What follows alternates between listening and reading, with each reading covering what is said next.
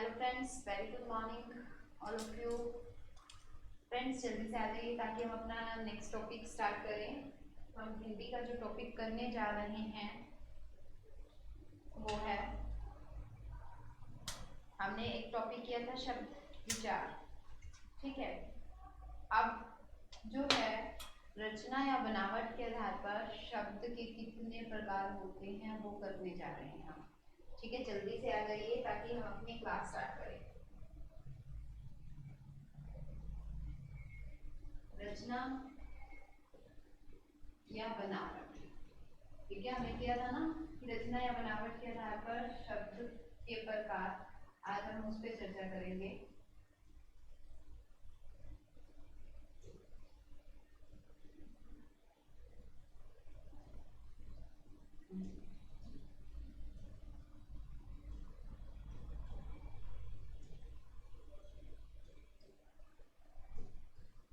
आधार पर शब्द,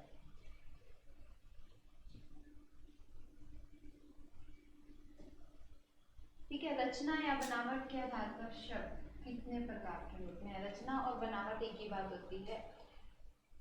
रचना और बनावट के आधार पर अगर पूछा जाता है कि शब्द कितने प्रकार के हैं तो वो 3 प्रकार के, ठीक है। 3 प्रकार के, नंबर 1, 2 और 3। कौन सा? नंबर 1 रूढ़ शब्द, ठीक है। कौन सा शब्द है? रूढ़ शब्द। नंबर 2 यौगिक, नंबर 2 यौगिक, और नंबर 3 जो है वो है योग रूढ़ शब्द। योग रूढ़ शब्द, रूढ़ शब्द, यौगिक शब्द और योग रूढ़ शब्द।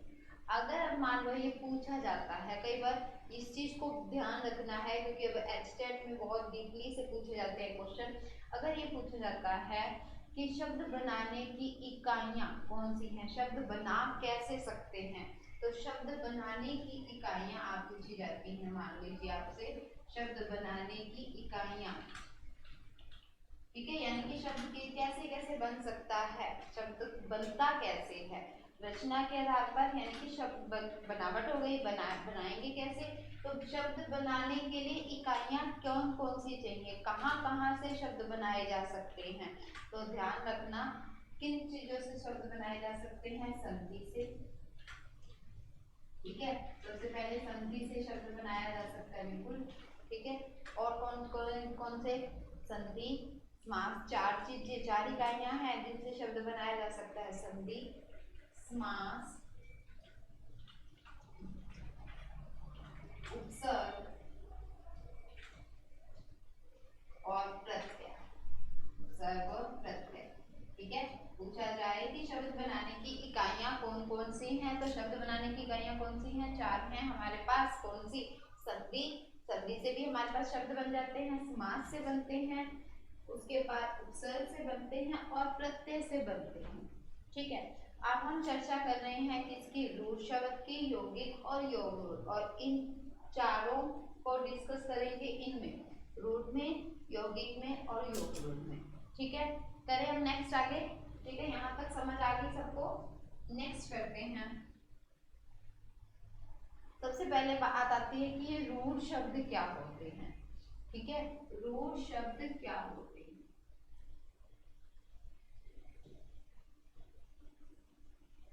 और ये चीज ध्यान जरूर रखनी है, किसके आधार पर है ये किसके आधार पर हो रहा है? ये रचना या बनावट के आधार पर 3 प्रकार के होते हैं, ठीक है। रचना या बनावट के आधार पर, प्रयोग के आधार पर हमने आगे किए हैं विकारी और अविकारी। ये रचना या बनावट के आधार पर शब्द के प्रकार हैं, ठीक है। सबसे पहला है रूढ़ शब्द। जल्दी से बताइए रूढ़ शब्द क्या होता है? रूढ़ शब्द की डेफिनेशन कौन दे सकता है?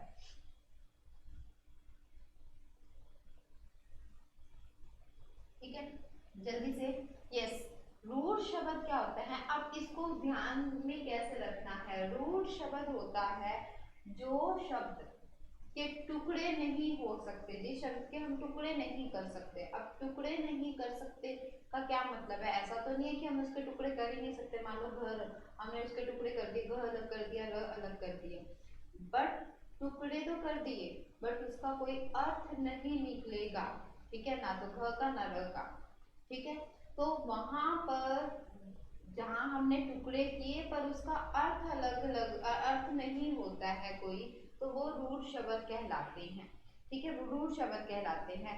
अगर हम इसके रूढ़ की शब्द की मैं डेफिनेशन लिखवाऊँ आपको, तो आप ऐसे भी लिख सकते हो, जो शब्द किसी विशेष अर्थ के लिए रूढ़ यानी कि प्रसिद्ध हो जाते हैं। ठीक है, जो शब्द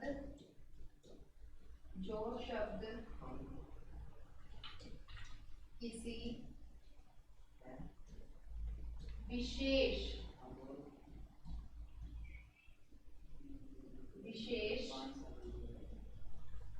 अर्थ के लिए रूढ़ यानी कि प्रसिद्ध, ठीक है, प्रसिद्ध हो जाते हैं, उन्हें क्या कहते हैं? रूढ़ शब्द कहते हैं। और एक बात और है, रूढ़ शब्द का क्या होता है, अगर हम इसके टुकड़े कर देते हैं तो वो क्या होगा, उसका कोई अर्थ नहीं होगा। तो हम इसमें डेफिनेशन में और क्या लिख सकते हैं कि रूढ़ शब्द के टुकड़े नहीं किए जा सकते। ठीक है, रूढ़ शब्द के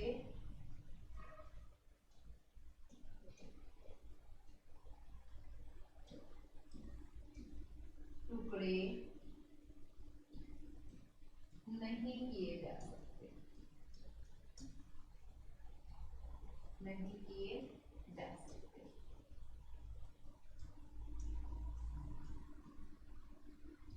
अगर इसके टुकड़े अगर मान लो हम कर भी देते हैं किसी तरह, तो वो क्या हो जाएगा, अर्थहीन हो जाएंगे। वो टुकड़े क्या हो जाएंगे, अर्थहीन, यानी कि उनका कोई अर्थ ही नहीं निकलता, उनको क्या बोला जाता है, रूढ़ शब्द। अब इसको अपन याद कैसे रखेंगे कि रूढ़ शब्द क्या होता है? डेफिनेशन ऑब्वियस है, हमें याद रखनी पड़ेगी, पर याद रखने का मतलब ये नहीं है कि आप इसको रटोगे, रटना नहीं है, हमें बस एक बार समझ लेना है कि होता क्या है। ठीक है, रूट शब्द को हम याद कैसे रखेंगे, जैसे हम कह देते हैं ना, वो रूठ गया हमसे या हमसे रूठ गई, तो ठीक है, वहां पे क्या होगा, तो रूठने पे क्या हो जाता है, एक दूसरे की वैल्यू नहीं रह जाती, जैसे वैल्यू नहीं रह जाती, उसी तरह से टुकड़े भी अगर एक दूसरे से रूठ गए, मान लो, तो मान लो घर लिखा हमने, तो ये एक दूसरे से घर, ये अलग, तो ना तो इसका कोई मीनिंग रहेगा ना इसका मीनिंग रहेगा, एक दूसरे से रूठ गए, तो इसका मतलब क्या है, इनका कोई मीनिंग नहीं निकलेगा। तो ये कौन से शब्द होते हैं, रूट शब्द होते हैं। ठीक है, यहाँ तक हो जाएगा। अगर मान लो इसकी एग्जांपल्स ले लेते हैं हम थोड़े से और, मान लो बोल दिया पुस्तक, ठीक है, पुस्तक, कोई इसका हम टुकड़े नहीं कर सकते हैं, पुस्तक। चावल,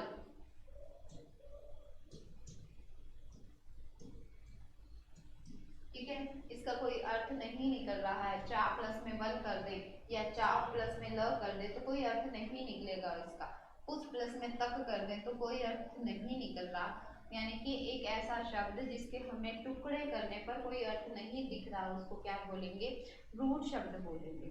ठीक है, यहाँ तक बात क्लियर है।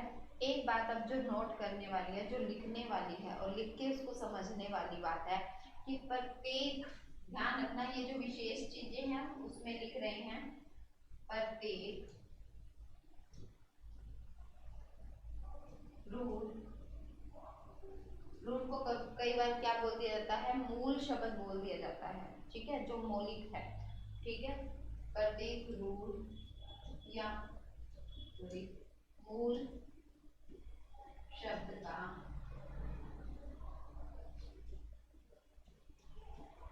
अपना अर्थ निश्चित होता है।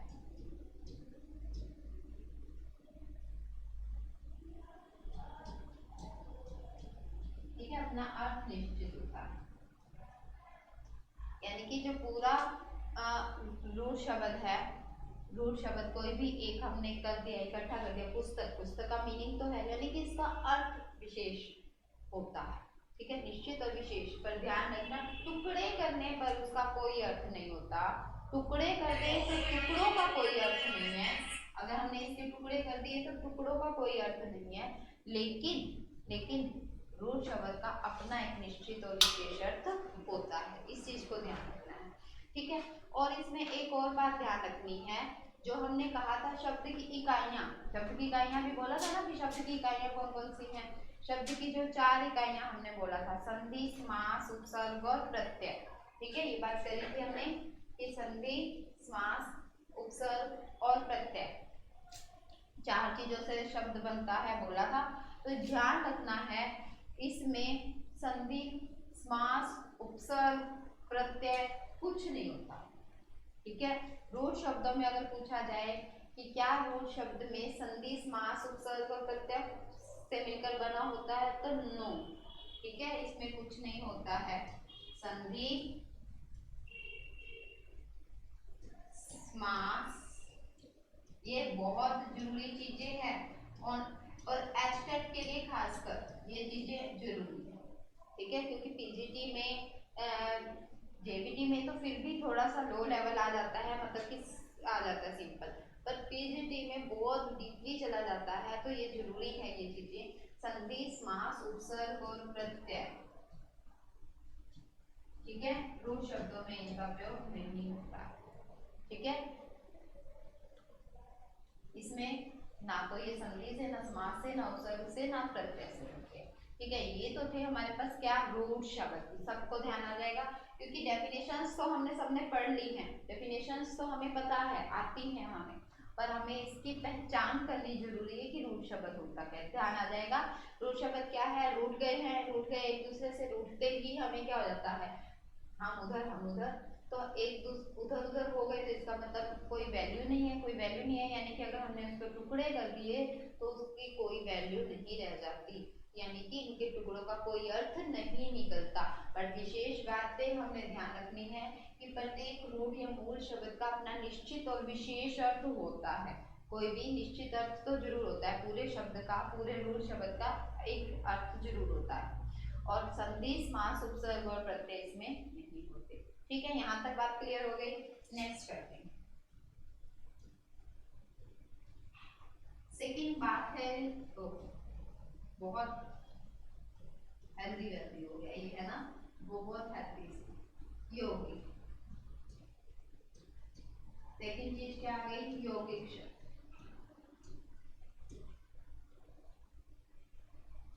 यौगिक शब्द क्या होता है, तो नाम से ही पता चल रहा है योग, ठीक है। यौगिक शब्द क्या होता है, यौगिक का अर्थ क्या होता है, यौगिक का अर्थ क्या हो जाएगा, अभी हम नाम से ही पता चल रहा है हमें कि यौगिक मेल से बना हुआ है, ठीक है।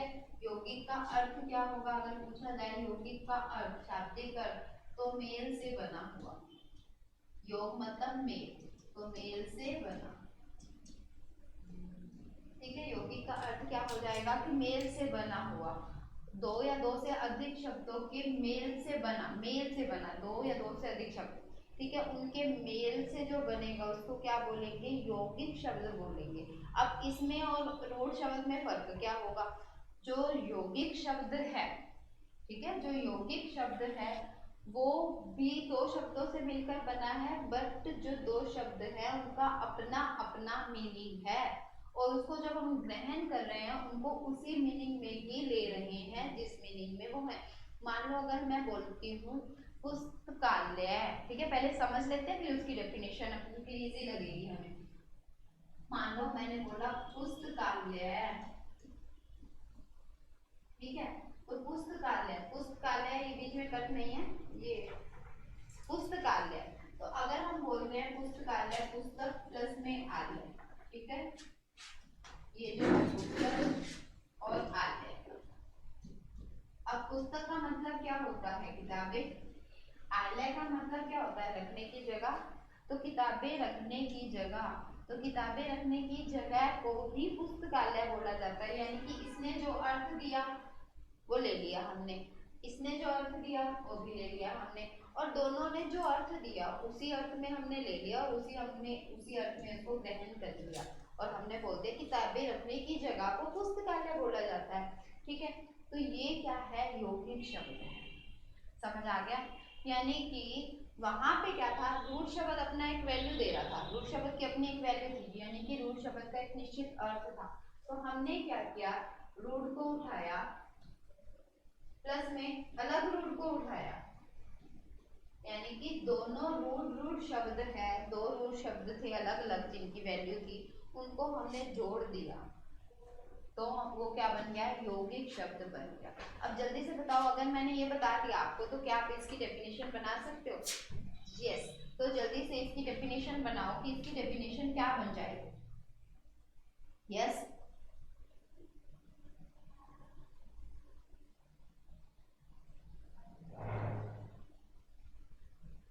जल्दी से बताइए, अगर हमने इसकी डेफिनेशन बनानी है तो क्या बनाएंगे? यस, बिल्कुल, कि दो या दो से अधिक शब्दों के मेल से, ठीक है, शब्दों के सार्थक मेल को कह सकते हो, या हम क्या कह सकते हैं, दो या दो से अधिक जो शब्द मिलकर बनाए हैं उनका जो योग बना वो सार्थक है, ठीक है, क्योंकि उसका अर्थ है, उसको यौगिक शब्द कहते हैं, ठीक है। दो या दो से अधिक, रूट शब्द भी बोल सकते हैं, ठीक है, शब्दों के सार्थक,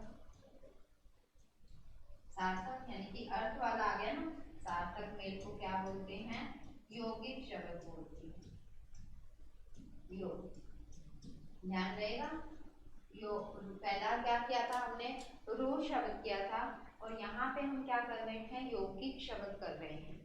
रूट शब्द और यौगिक शब्द फर्क क्या है, वहां पे हमने रूट शब्द, यहाँ पे क्या किया, रूट शब्द और रूट शब्द हमने यहीं पे ही ले लिया, दोनों दो रूट शब्दों से बन गया यौगिक शब्द, ठीक है। बाद में क्वेश्चंस भी पूछूंगी अभी थोड़े से कि क्या क्या होते हैं। अब ये ध्यान रखना है कि अब यौगिक शब्दों की जो रचना हुई, यौगिक शब्दों की जो रचना होती है, यौगिक शब्दों की जो रचना होती है चार तरह से होती है, चार तरह से। और चार तरह से कौन से, याद है हमने शब्द की इकाइयां बोली थी, शब्द की इकाइयां कौन कौन सी थी, फटाफट से सोच लो। बिल्कुल बिल्कुल, जो आपके माइंड में चल रही हैं बिल्कुल वही इकाइयां यौगिक शब्द में आ जाएंगी, यानी कि यौगिक शब्द किस किस से बनेगा, संधि से भी, समास से भी, उपसर्ग से भी और प्रत्यय से, ठीक है। संधि, समास, उपसर्ग और प्रत्यय किसमें आ जाएगा, यौगिक शब्द में आ जाएगा। यौगिक शब्द में किस क्या क्या आ जाएगा, संधि, समास,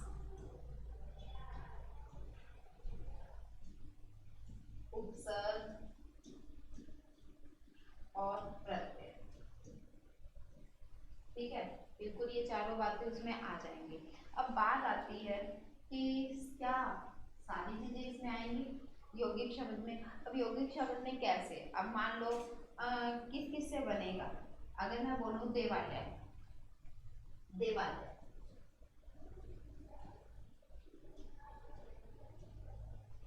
क्या बना, इसका अर्थ देव प्लस में आ गया,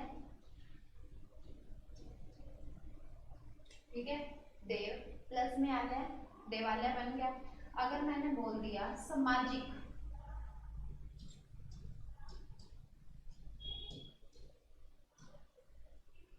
तो हम बोल देते हैं समाज प्लस में इक, यानी कि इसमें क्या आ गया, प्रत्यय आ गया, इसमें क्या मिल गया, प्रत्यय मिल गया, समाज और इक से सामाजिक बन गया, ठीक है। ये बात ये ध्यान रखना है, इक प्रत्यय बाद में जब प्रत्यय करेंगे हम तब भी पढ़ेंगे, समाज प्लस में इक, ई प्रत्यय इसमें मिल गया तो ये सामाजिक बनाएगा, वो हम प्रत्यय के चैप्टर में रीड करेंगे कि ये सामाजिक क्यों बना, सामाजिक क्यों नहीं बना, ठीक है। समाज प्लस में इक प्रत्यय सामाजिक। अब इसमें सामाजिक ध्यान रखना, सामाजिक वर्ड आता है एक प्रत्यय के साथ बन रहा है, क्योंकि रूट शब्द तो रूट शब्द में कोई प्रत्यय नहीं आते, जब ऐसे वर्ड आ जाते हैं ना सामाजिक आ गया तो हमें समझ नहीं आता भाई ये किस में जाएगा, ये रूट में जाएगा या यौगिक में जाएगा, तो इस बात का ध्यान रखना है।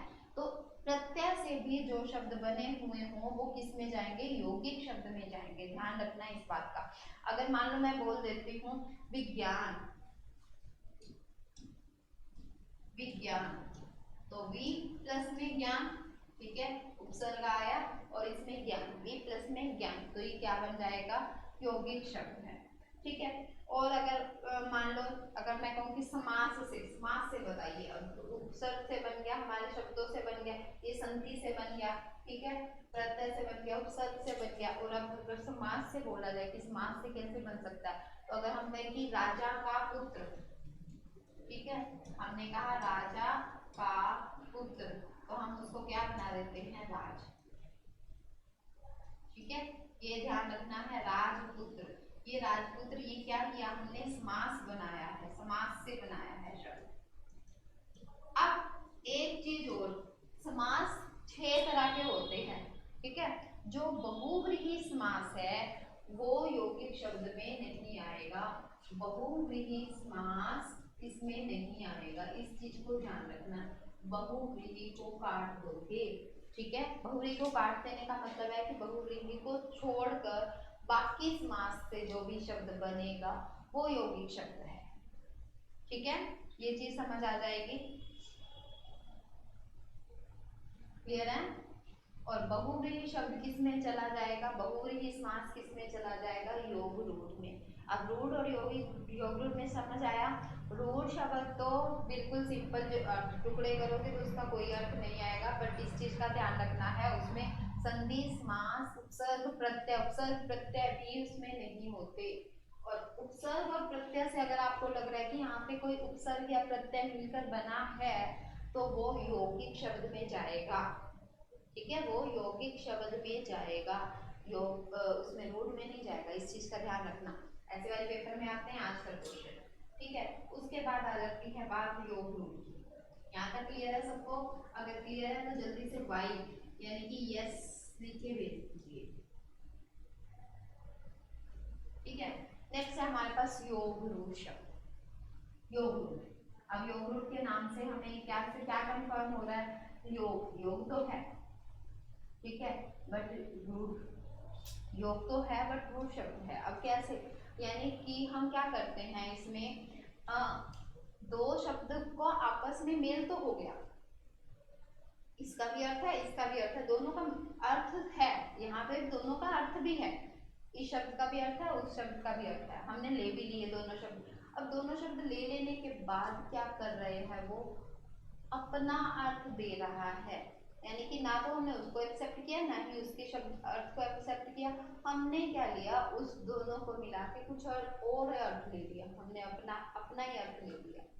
अपना ही अर्थ का मतलब है विशेष अर्थ, दो अर्थ मिल रहे हैं इसमें बट वो विशेष पर बल देता है, उन दोनों के अर्थ पर विशेष बल नहीं दे रहा है, थर्ड पर दे रहा है कि ये दोनों नहीं देता, मैं तो थर्ड वाला हूँ, तो वहां पे क्या होता है, योग रूढ़ शब्द होता है।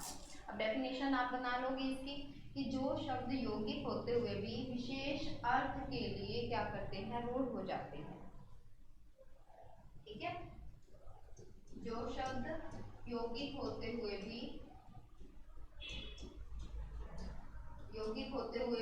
विशेष अर्थ के लिए, अब डेफिनेशन मैं बोल देती हूँ फटाफट से आप कर लो इसको, विशेष अर्थ के लिए रूढ़ हो जाते हैं, रूढ़ का मतलब जिनका अपना एक विशेष अर्थ हो जाता है, क्योंकि रूढ़ शब्दों का अपना एक निश्चित और विशेष अर्थ होता है, ठीक है। दोबारा से डेफिनेशन बोलती हूँ, जो शब्द यौगिक होते हुए भी विशेष अर्थ के लिए रूढ़ हो जाते हैं, रूढ़ यानी कि हमने बात करी कि प्रसिद्ध, रूढ़ अर्थ प्रसिद्ध हो जाते हैं, उनको क्या बोलते हैं, योग रूढ़ शब्द कहते हैं। एक से अधिक अर्थ देते हैं परंतु ये किसी विशेष अर्थ के लिए प्रयुक्त होते हैं, ठीक है, शब्द अर्थ हुआ बट विशेष अर्थ के लिए प्रयुक्त होते हैं, ठीक है। अब यौगिक होते हुए भी शब्द एक इकाई हो जाते हैं, सामान्य अर्थ को प्रकट नहीं करते। अब जैसे अगर हम बोले जलज, जलज, तो जलज कौन सा शब्द हुआ, योग रूढ़, कैसे हुआ, अब देखो जल प्लस में ज, अब ज का अर्थ यहाँ पे ज का भी अर्थ होता है, ठीक है, ध्यान रखना किसी शब्द के पीछे ज आता है तो उसका अपना अर्थ होता है, ज का अर्थ होता है पैदा होना, ठीक है, पैदा होना, जल का मतलब क्या होता है, पानी, तो जल में पैदा होने वाला, जल और पानी में फर्क होता है, इस चीज को सोचना और बाद में आंसर बताना, जल और पानी में क्या फर्क होता है, ठीक है। जल, जलज, जल में पैदा होने वाला। पैदा होने वाला कौन होता है? वहां पे हम किसी ऐसा नहीं करते कि इसके अर्थ को यानी कि जल में पैदा होना। तो जल में पैदा तो बहुत सारी चीजें होती हैं, बट जब जलज की बात आती है तो हम उसका अर्थ लेते हैं कमल। ठीक है, कमल को लेते हैं। पंकज, सेम वही, पंकज का मतलब भी कमल ही होता है। पंख मतलब ज, पंख का मतलब कीचड़, और ज का मतलब पैदा होना, कीचड़ में पैदा होने वाला। कीचड़ में पैदा होने वाला किसकी बात कर रहे हैं हम? कमल की ही बात कर रहे हैं। ठीक है, तो यहाँ पे क्या है, कौन सा शब्द आ जाएगा? वो योग रूढ़ शब्द आ जाएगा। अगर हम मान लो बात करते हैं निशाचर,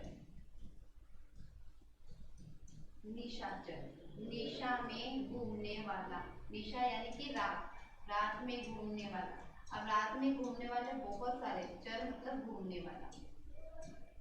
ठीक है, रात में घूमने वाले बहुत सारे जीव होते हैं, तो बट हम निशाचर किसको बोलते हैं? राक्षस को बोलते हैं, यानी कि भूत प्रेत को बोलते हैं। तो इसमें कौन सा आ जाएगा? योग। और एक चीज और ध्यान रखनी है, अभी हमने कहा था कि संधि समास करते सब यौगिक में जाते हैं, तो बात ये आ जाती है कि योग रूढ़ में कौन सा आएगा। तो योग रूढ़ में आपको समझ आ ही गया होगा कि कौन सा आ रहा है। योग रूढ़ में एक समास आ रहा है, कौन सा? बहुव्रीहि समास। कौन सा समास? बहुव्रीहि। बहुव्रीहि समास कैसे? बहुव्रीहि समास सेम योग रूढ़ का ही है। जहाँ पे आपको बहुव्रीहि समास दिखे वहां पे योग रूढ़ शब्द है। क्या इसका उल्टा भी कर सकते हैं? जहां पर योग रूढ़ शब्द दिखे वहां पर बहुव्रीहि समास होता है। ठीक है, अब इस चीज को ध्यान रखोगे। इससे एक पैटर्न थोड़ा सा बना देती हूँ जल्दी से, क्योंकि ओवर करनी है। रूढ़, यौगिक और योग। ठीक, रूढ़ में संधि, समास, उपसर्ग, प्रत्यय कुछ नहीं होता, सारे कांटे होते हैं। इसमें किसी चीज का प्रयोग नहीं होता है, कुछ नहीं। और इसमें संधि होती है, समास होगा, उपसर्ग होगा, प्रत्यय होगा। बट ध्यान रखना है, समास सारे नहीं होते, बहुव्रीहि को छोड़कर, बहुव्रीहि समास को छोड़कर।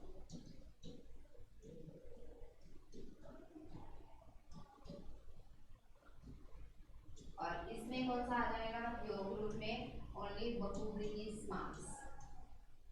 ठीक है, बहुव्रीहि समास।